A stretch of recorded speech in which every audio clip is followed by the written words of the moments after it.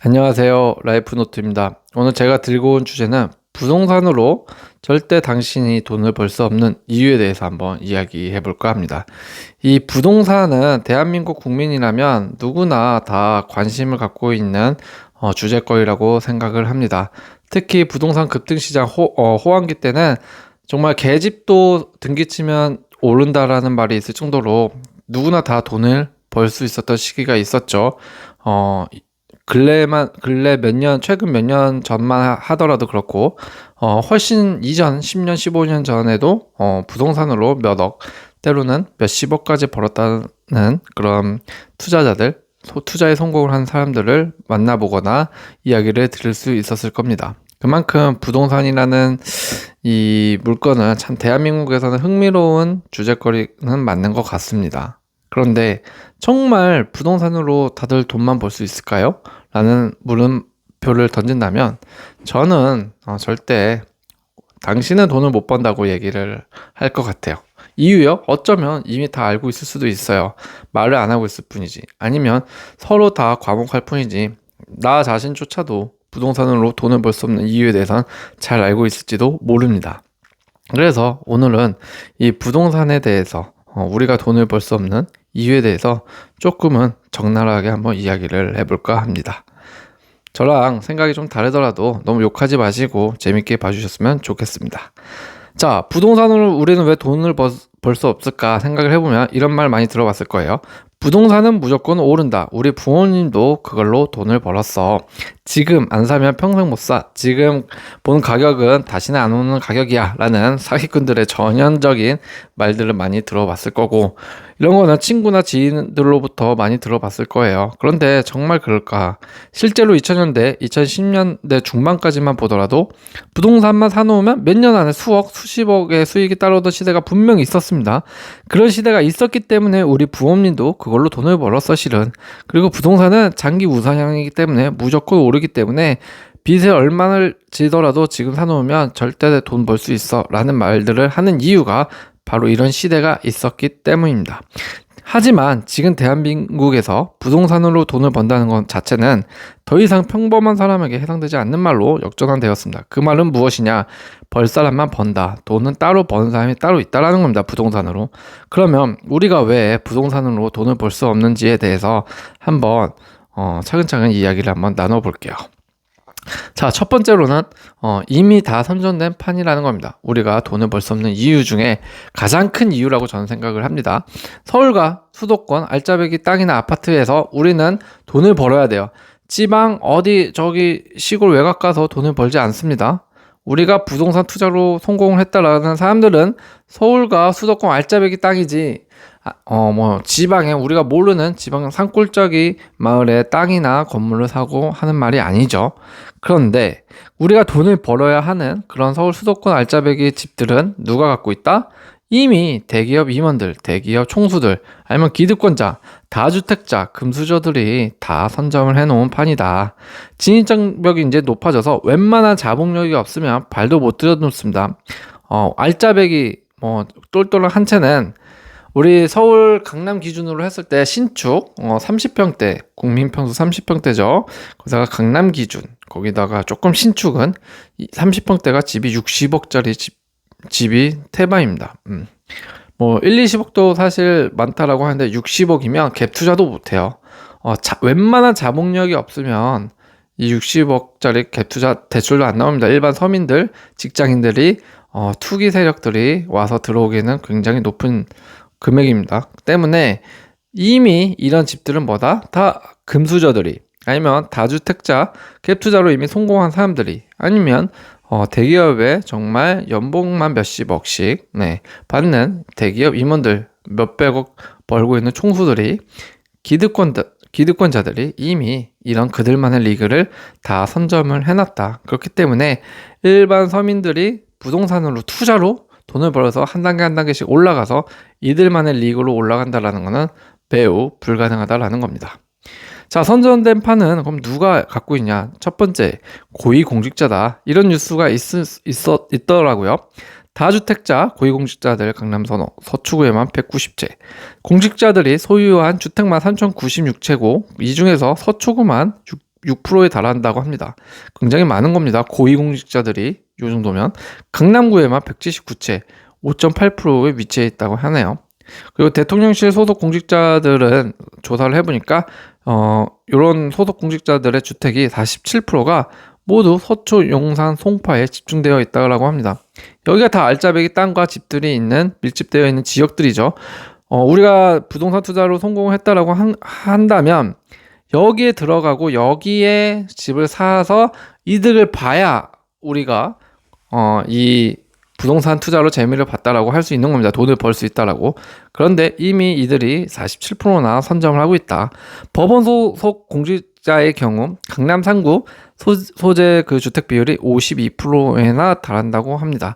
그러니까 법원 하면 서초구에 있죠. 서초구 쪽에 법원의 공직자들, 그 중에서도 고위 공직자들, 뭐 판사가 될 수도 있고요. 검사가 될 수, 검사 이상, 부장검사, 부장판사님들 있죠. 이런 분들이라면 무조건 강남 3구에 살고 있다라고 봐도 되고요.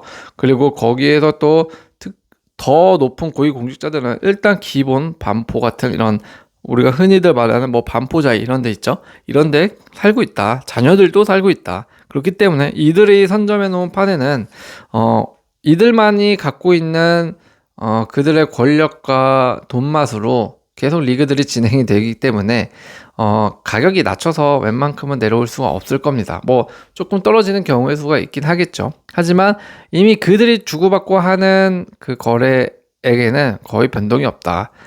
그렇기 때문에 내가 어떤 요즘 인터넷이나 아니면 뭐 유튜브, 블로그에서처럼 월급쟁이가 갑자기 부자가 돼서 그 정도의 수준에 진입하기는 반포 같은 이런 데의 수준에 고위 공직자들이 놀고 있는 이런 놀이터에는 들어가기는 매우 어렵다라고 보여집니다.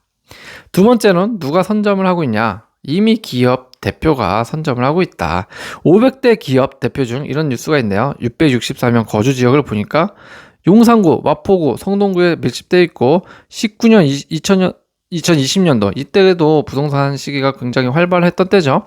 이미 용산구에는 대표들이 이사를 많이 했네요. 1년 동안 65명이나 늘었고 약 20% 정도 됐고요. 마포구에는 66%, 성동구에는 44%나 늘었습니다. 대기업 임원들이, 기업 대표들, 이사들이 이런 마용성에서 이미 자리 잡고 있는 사람들이 있었고 또 더 늘어났다라는 것은 많은 사람들이 이사를 갔다. 누가? 이미 부자들, 대표 이사님들이 이사를 갔다라는 겁니다.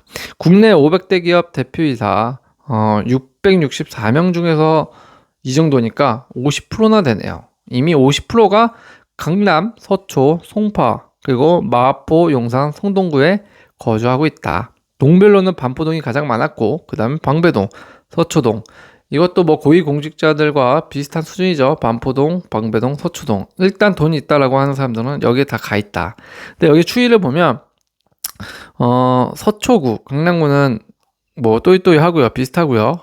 서초구 같은 경우에는 이제 88명에서 98명으로 늘었는데 11% 정도. 송파구가 좀 떨어졌습니다. 오히려 기업 대표나 아니면 이사님들은 조금 송파에서 살기 싫어서 이사를 가는 것 같습니다. 그러니까 송파에서 이사 가서 다 마용성으로 가는 것 같아요. 제가 봤을 때는. 그러니까 송파 쪽에서는 줄고 마용성에서는 임원들이 좀 늘었다. 인원들이. 대표이사 인원들이.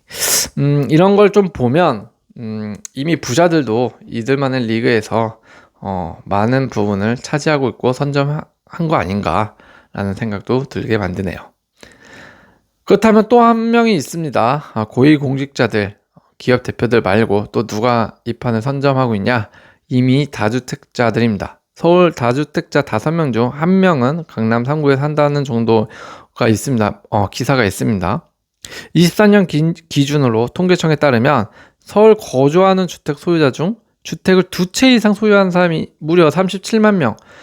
이것도 전년 대비해서 1% 수준이죠. 1%나 늘어났다고 합니다. 그러니까 오히려 무주택자가 서울에는 없어요. 다주택자가 더 많고. 그러니까 서울에 37만 명이 강남에 있는 서울에 거주하는 주택 소유자 중 2채 이상을 가진 사람이 37만 명이나 된다는 겁니다. 인구는 2 이상인데 그 중에서도 두 채 이상을 가진 사람이 37만 명. 그것도 늘어난 수치. 이거면 뭐 서울에는 무주택자가 없다라는 거죠. 그리고 5명 중 1명이 강남 3구에 산다라는 말은 이미 말 다 한 겁니다. 구별로 보면 오히려 다주택자 같은 경우에는 송파에 많이 살고 있네요. 1위로 송파에서 2만 9천 명, 약 3만 명 정도가 송파에 다주택자가 많이 살고 있고, 강남구에 2만 8천 명, 서초구에 2만 1천 명 가장 줄었네요. 물론 서초구도 다주택자가 있긴 한데 그래도 가격 대비해서 좀 더 비싸서 그런지 서초구에는 좀 덜하네요, 다주택자가. 하지만 송파구는 말 그대로 다주택자들의 좀 놀이터가 투기판인 것 같습니다. 된 것 같아요. 근데 이제 이 이상 아까 넘어가면 마용성 같은 경우에는 조금 느낌이 다르다라는 거죠. 자, 그렇기 때문에 이미 다주택자들, 기업 대표 이사님들, 그리고 고위공직자들이 이미 다 선전된 판을 갖고 있기 때문에 이들만의 리그에서 우리가 우위를 점하기는 매우 어렵다 때문에 부동산으로 돈 벌기는 쉽지 않다라는 겁니다. 두 번째 이유는 뭐가 있을까요? 집값은 뛰고 월급은 바닥을 긴다라는 문제입니다. 서울 아파트 평균 가격이 10억을 넘긴 거는 한참 전 일이죠. 요즘 수도권 외곽 신축만 보더라도 7, 8억은 기본이에요. 수도권 외곽인데도 7, 8억입니다. 분양가도 6, 7억, 7, 8억입니다. 그러니까 직장인 평균 연봉이 3천에서 5천 수준이라고 했고, 제가 얼마 전 콘텐츠에서도 말씀을 드린 적이 있는데, 요 중위소득이 현재 중위소득이 244만 원인가요? 우리나라 중위소득이 중간에 있는 사람의 소득이 244만 원이라고 합니다. 그러니까 240만 원, 250만 원 벌어서 신축 7, 8억짜리 들어가려면 사실 계산해도 나오지가 않습니다. 몇 년을 모아도 계약금이 안 되는 현실이 있기 때문에 우리는 부동산으로 성공할 수 없다. 계약금은 현금으로 있어야 되는데 이 현금을 7, 8억에 10%만 해도 얼마죠? 8천만 원입니다. 250만 원, 300만 원 버는 사람이 현금으로 8천만 원을 벌려면 몇 년을 모아야 되는지 계산을 해봐야 될 겁니다. 아마 숨만 쉬고 딴 데 쓰지 않고 숨만 쉬고 모든 전액을 모아도 시간이 엄청 걸리죠. 10년 이상이 걸리는 돈들입니다. 20년 이상 걸리네요. 자본 없이 부동산으로 수익을 노리는 시대는 이제 끝났습니다. 지금은 엄청난 초기 자본이 있어야 되죠. 제가 아까 말씀드린 대로 그들만의 리그에서 뛰려면 30평형 60억짜리 집에서 시작을 해야 됩니다. 그래야 돈을 좀 번다는 그런 집에서 성공을 할 수가 있습니다. 그런데 우리가 그 리그에서 뛰기 위해서는 출발선에 서야 되는데 이 출발선조차도 설 수가 없다라는 게 우리가 부동산에서 그들과 다른 리그를 하고 있다. 그렇게 보면 됩니다. 뭐 1, 2억짜리는 요즘 집도 없죠. 그리고 못해도 4억, 5억짜리 이제 집에서부터 시작을 하는 건데 그런 집으로 내가 한 채 사고 팔아서 한 채 사고 팔아서 수익을 얻어서 20억, 30억짜리 집까지 가는 데는 세월이 계산이 안 된다라는 거죠. 결국 우리는 월급쟁이로는 이런 부동산으로 성공해서 돈을 벌 수 없다라고 저는 말씀을 좀 드리고 싶네요. 세 번째, 대출이 안 나와요. 이자는 무겁고요. 자, 이건 무슨 뜻이냐? 벼락거지가 탄생했고요. 영끌러들의 비명소리가 들린다라는 겁니다. 정부는 투기 억제책으로 대출 규제를 많이 강화했었죠. 그리고 금리도 급등해서 이제 이자 폭탄이에요. 그러니까 원리금 내면서 이자가 올라가니까 더 비싸지니까 이제 사람들이 돈이 없어서 이 원리금을 내기가 굉장히 빠듯해졌다 이렇게 볼 수가 있는 거죠. 옛날엔 전세 끼고 갭투자로 수도권 아파트 여러 채 사는 사람이 흔했지만 지금은 그 구조 자체가 아예 바뀌었다는 거예요. 막혀버렸기 때문에 그렇죠. 왜? 대출은 조이고 이자는 늘어났으니 이제는 집을 사줄 사람이 없는 겁니다. 대출 한도도 줄어들고요. 지금 현재 이자가 5, 6% 정도 되죠. 옛날에 이제 0% 금리 시대가 있었고 1에서 2% 정도 하던 그 시대가 오지 않으면 사실 갭 투자로 이렇게 쉽게 집을 사는 시대는 끝났다라고 봐도 무방할 것 같아요. 제가 봤을 때는 5, 6%로 갭 투자하기에는 매우 힘듭니다. 영끌했던 많은 비율들에 특히 2030 세대들은 경매로 집을 많이 뺏기고 있다고들 합니다. 요거는 경매 건수, 24년도에 경매 건수에 대해서 제가 보여드리는 건데 전국입니다. 제주도까지 포함한, 물론 전국이긴 하지만 24년도에 1월부터 12월까지 빨간색은 접수된 건수, 노란색은 처리된 건수입니다. 자, 경매 건수가 접수된 건은 평균 9,600건 이상이 되고요. 그 중에서 처리된 건은 평균 7,000건 이상이 됩니다. 이 중에 많은 비율들은 2030 세대들이 차지하고 있다고 합니다. 그러니까 40대들은 그나마 나아요. 왜냐하면 그래도 40대는 어느 정도 직장이라면 위치도 있고 소득도 좀 높아져 있는 상태이기 때문에 영끌했어도 특히 맞벌이를 하면 조금 버티는 경우가 굉장히 많습니다. 그리고 외벌이더라도 조금 허리띠를 바짝 졸라서 좀 살다 보면 빠듯하긴 하지만 조금 버티면서 살 수는 있어요. 하지만 2030 세대들은 자기가 벼락거지 될까봐 영끌까지 한 거기 때문에 자기 소득을 생각하지 않고 산 사람들이 대부분 많습니다. 나도 부자 되고 싶어서 또는 벼락거지가 되기 싫어서 산 사람들이 많기 때문에 자기 소득을 무시한 채 자기 소득으로도 감당 안 되는 집을 산 거죠. 그렇기 때문에 이제 이것들이 하나둘씩 경매로 내몰리면서 이렇게 경매에 신청된 건수가 매우 많아졌다. 평균 9,600건이다. 9,000건이다. 9,000건 이상이 매년 경매로 나오고 있다고 하니 이들의 집은 지금 엄청나게 뺏기고 있다라고 해도 과언이 아닐 겁니다. 그만큼 지금은 돈 벌 수 있는 구조가 아니다. 네 번째로는 부동산은 세금만 많이 내고 이익이 남는 게 없습니다. 주식처럼 쉽게 사고 팔 수 있는 것도 아니고요. 다주택자는 특히 양도세 중과 대상이고 1주택자라도 단기 매매하면 세율이 무조건 높아요. 그러니까 보유세는 해마다 거의 오르는 수준인데 과거처럼 1, 2년 들고 있다가 팔아서 또 수익 내고 하는 구조가 아닙니다. 이제는 팔아서 수억씩 수익을 낼 수 있는 구조가 아예 불가능에 가까워졌다고 해도 과언이 아닙니다. 팔아도 남는 게 별로 없다라는 거죠. 손에 쥐는 건 세금 뗀 데 얼마 안 되는 금액일 뿐입니다. 대부분 이래요. 물론 돈 버는 사람도 있습니다. 돈을 아주 못 벌거나 돈을 아주 잘 번 사람들 양쪽을 다 빼고 저는 평균치를 말씀을 드리는 겁니다. 가운데 거의 대부분의 부동산을 투자하거나 조금씩 이익을 본 사람도 세금 떼고 나면 얼마 남지 않는다라는 겁니다. 왜냐? 그 사람들 다 수십억짜리 집을 산 게 아니기 때문에 그렇습니다.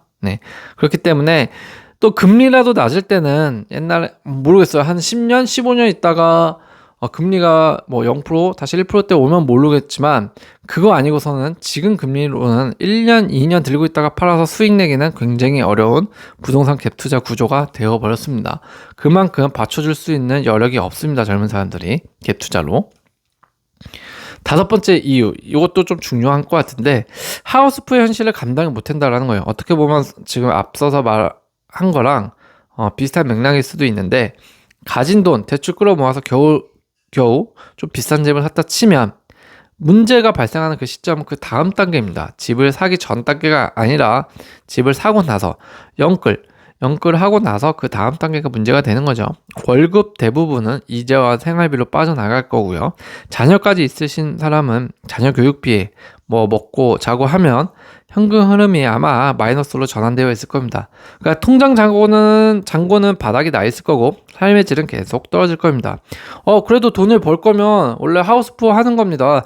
원래 몸테크 하면서 지내다 보면은 그렇게 돈 벌고 하는 거예요 라고 말을 하는 사람들도 있는데 맞습니다. 집을 살 때 힘들더라도 무조건 버티는 거야 라고 처음에 집을 사죠. 하지만 사실 특히 자녀까지 키우는 부부라면 무조건 버틴다고 된다는 이 생각이 사라집니다. 삶의 질이 떨어지기 때문에 그렇죠. 왜냐하면 자녀 키우면서는 더 해줄 게 많기 때문에 그렇습니다. 그러니까 겉보기에는 자산가지만 실상은 생활거집. 말 그대로 진짜 거지인 거죠. 집 말고는 없는 겁니다. 사실 이게 무슨 의미가 있냐라고 저는 말씀을 좀 드리고 싶어요. 이렇게 해서 수억 벌면 되지 않아요? 거기서 세금 떼면 얼마 안 나는다니까요. 그래도 벌면 다행이죠. 그런데 그게 당장 몇 개월 아닐까요? 아니잖아요.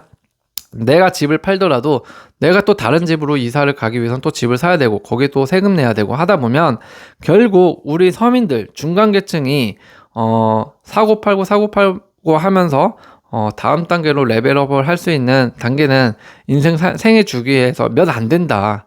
그렇기 때문에 돈을 벌 수 없는 구조다. 부동산으로. 이걸 알아야 되는데 어떻게든 주식처럼 사고 팔 수 있다라고 하면 저는 매우 추천드리는데 그게 아니잖아요. 부동산은 그게 아닙니다. 생애 주기에 몇 번 구매를 안 합니다. 갭 투자도 몇 번 안 해요, 사실. 그렇기 때문에, 왜냐면 올라야 팔기 때문에. 근데 그 오른 시기가 항상 오르냐? 그게 아니죠. 타이밍도 되게 중요하기 때문에 그런 거 다 감안하면 생애 주기에 있어서 갭 투자든 아니면 실제 내 똘똘한 한 채든 간에 집을 매매하는 순간이 몇 번 없다라는 겁니다. 그런 현실로 따지고 보면 여러분들은, 우리 서민들은, 부동산으로 돈을 벌 수 있는 타이밍이 많지가 않다라는 겁니다. 그래서 돈을 못 번다라고 이론이 직결된다라는 겁니다. 그리고 여섯 번째로는 요 타이밍이라는 건데요. 타이밍을 놓치면 끝납니다. 부동산은 무조건 오른다. 이건 조금 옛말인 것 같아요. 지금은 입지 타이밍 시세 정확히 알고 있어야 돼요. 안 그러면 꼭지점에 물려서 언제 올지도 모르는 가격에 사서 마음 아프고 속 쓰리고 돈 잃었다는 말을 좀 들을 정도로 매우 속상한 일들만, 손해만 발생을 합니다. 그러니까 지금은 예전 같은 경우에는 어머니들이 모여서 이렇게 커피 마시면서 하는 정보가 매우 고급 정보들이 많았습니다. 어디 개발된다. 그게 진짜 샀으면 돈 버는 때도 많았어요. 그런데 지금은 웬만한 입지들은 다 아파트가 들어섰습니다. 개발이 되어 버렸어요, 이미. 그렇기 때문에 지금은 내가 스스로 입지 타이밍 시세를 이 흐름을 정확히 읽거나 공부하지 않으면 무조건 손해를 본다라는 거예요. 실제로 2021년, 22년도에 그때 막 벼락 꺼지네 뭐네 벼락 꺼지될 수 없다면서 영끌하면서 집 사는 사람들이 아직도 고통을 받고 있는 기사들이 많이 쏟아지고 있습니다. 가격이 수억 빠졌는데도 그대로 대출값은 그대로니까 당연히 고통스럽죠. 그러니까 또 팔 수도 없고 안 팔리고 계속 들고 있자니 이자 부담이 큰 거죠. 그러니까 버티면 언젠가 오르겠지, 이 말을 이제 듣고 살면 안 됩니다. 10년 넘게 발목 잡을 수가 있고 15년이 될 수가 있습니다. 시간은 절대 우리 편이 아니라는 거. 왜요? 시간은 왜 우리 편이 아니죠? 특히 직장을 다니는 근로소득자라면 시간은 여러분들의 편이 아닙니다. 왜? 투자에 있어서. 왜냐하면 직장이 1년 안에 망할지 10년에 내가 해고당할지 누가 압니까? 약속해줬습니까? 사장님이? 아니에요. 여러분들은 절대 이 직장인을 벗어나지 않으면 부동산으로 성공할 수 있는 자체가 타이밍이 없습니다. 그리고 여러분들의 사업이 10년 동안 존재한다고 신이 하나님이 약속이라도 해줬나요? 아니죠. 사업도 언제 망할 줄 모르는 거예요. 그럼 뭘 하나요? 물론 사업이든 직장이든 돈을 벌어야 되기 때문에 계속 해야 하는 되지만 어떤 특정 지어서 시간이 내 편이라고 생각하고 세워라 내어라 기다릴 수 있다라는 게 아닙니다. 그걸 말씀을 드리는 겁니다. 부동산이든 주식이든 투자에 있어서 시간이 내 편이 아니라는 것을 말씀을 꼭 드리고 싶네요. 이 부분을 좀 진지하게 생각해 봤으면 좋겠습니다. 투자하실 때요. 대한민국은 그리고 오타네요. 죄송합니다. 대한민국 부동산은 더 이상 우상향이 아니라고 저는 말씀을 좀 드리고 싶네요. 인구가 줄어들고 있고 지방이 계속 소멸되고 있죠. 부동산도 양극화가 더 뚜렷해진다고 기사들이 쏟아지고 있습니다.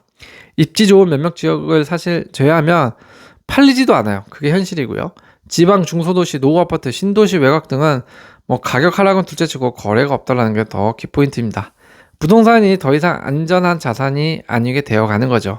그러니까 이거를 계속 정신승리하려고 부동산은 우상향이야 괜찮아 하면서 구매한 다음에 스스로 굉장히 몇 년 동안, 수십 년 동안 정말 운 나쁘면 죽을 때까지 계속 고통스러워하면서 살 필요가 있냐라는 겁니다. 이런 노후아파트, 지방 중소도시, 신도시 외곽들을 사면서 꼭 그래야 될까라는 생각도 듭니다. 어쨌든 대한민국은 지금 부동산은 우상향은 아니다. 그런 점이 있기 때문에 꼭 저는 이런 앞서 말한 6가지 이유와 플러스 이런 이유까지 해서 좀 우리가 특히 부동산 한 채, 두 채로 꼭 되게 성공하고 싶어 하는 사람들이 많고 이사를 자주 하시는 분이 있어서 안타까워서 말씀을 좀 드리는 겁니다. 제 주변에도 보면 정말 10채, 20채 있는 사람이면 제가 말씀 안 드려요. 오히려 10채, 20채 있으면 성공할 확률이 높은데 대부분의 부동산 공부를 하고 투자로 성공을 하고 싶다 하시는 분들, 그리고 갭 투자로 하신 분들은 한 채에서 두 채입니다. 많아야 두 채입니다. 요 안에서 해결을 하려고 하는 사람들이 많습니다. 그리고 제 주변에도 실제 부동산 공부를 해서 나름 이사를 되게 자주 옮겨 가시는 분들이 있습니다. 여기 호재거리가 떴다고 해서 며칠 전에도 집을 보고 왔다고 하면서 거기 계약을 했다는 둥 이런 말을 하면서 실거주할 집을 매우 자주 이동하는 걸 봤습니다. 호재거리를 듣고 나서. 어떻게 될지는 뭐 나중에 돼봐야 알 수 있는 거지만 저는 그걸로 과연 그 사람이 경제적 자유를 얻을 수 있을 만큼 우리가 원하는 삶을 살 수 있을 정도만큼 돈을 벌 수 있을까라는 물음을 던져보게 되더라고요. 오늘의 결론은 이렇습니다. 사는 사람 따로 버는 사람 따로 있다라는 거예요. 대한민국에서는 부동산은 돈을 버는 사람 분명히 있습니다. 제가 없다라고 하는 게 아니고요. 그리고 부동산을 한다고 무조건 뭐 돈을 잃는다 이런 말씀을 드리는 것도 아닙니다. 그런데 그 조건이 있다라고 저는 말씀을 드리고 싶네요. 대한민국에서 돈을 벌려면 부동산으로 이미 충분한 자산이 있거나 아니면 상대적으로 조금 시장에 일찍 들어와서 운 좋게 그 재개발, 뭐 재건축, 뭐 리모델링 아니면은 뭐 기타 다른 호재거리, 뭐 백화점 생긴다는 둥 아니면 뭐 갑자기 전철역이 생긴다거나 이런 갑자기 일찍 들어와서 시장에 호재거리가 풍부한 곳에 살고 있던 사람이 운 좋게 그런 수혜를 입거나 하는 분들이 좀 돈을 버는 거 아닐까. 그리고 지금은 집 한 채 사는 것조차도 어려워요. 제가 말씀드렸지만 30평 집이 60억입니다, 서울에. 엄청난 부담과 리스크를 안고 가야 하는 일이 되어버렸고 2, 30억은 기본이고요, 서울은. 부동산은 여전히 중요한 자산인 건 분명합니다. 그런데 제가 꼭 말씀드리고 싶은 오늘의 요지는 이겁니다. 부동산으로 한몫 잡자 절대 안 됩니다. 서민들, 내가 지금 와이프랑 남편이랑 맞벌이 하면서 지내는 서민인데 부동산을 성공하고 싶어서 부동산을 공부하거나 매매를 좀 해보려고 한다라고 하시는 분들 뭐 취지는 좋은데 그걸로 한몫 잡을 수는 없다. 왜냐? 이유는 앞에 7가지 이유 때문에 그렇습니다 라고 말씀을 드리고 싶네요. 너무 부동산으로 한몫 잡자 뭐 이런 꿈을 좀 안 꿨으면 좋겠고요. 부동산으로 오를 만한 곳을 사서 내가 실거주하고 있는 건 좋죠. 그런데 너무 나랑 맞지도 않는 소득 수준에 맞지도 않는 곳에서 살다가 괴로워하다가 죽으면 조금 인생이 아깝다고 저는 생각을 하는 사람이거든요. 그러지 말고 내 소득에 맞는 집에서 조금 그 중에서도 호재거리가 있는데 찾아서 투자 겸 실거주를 하시고 그러면서 오히려 반대로 어떻게든 근로소득을 좀 벗어나서 여유로운 사업소득으로 더 많은 돈을 벌고 차라리 그 더 많이 벌 수 있는 돈으로 좋은 집을 사는 게 낫지 않나 그렇게 전략을 좀 세웠으면 좋겠다는 생각으로 오늘 컨텐츠를 만들어 봤습니다. 오늘도 시청해 주셔서 감사합니다.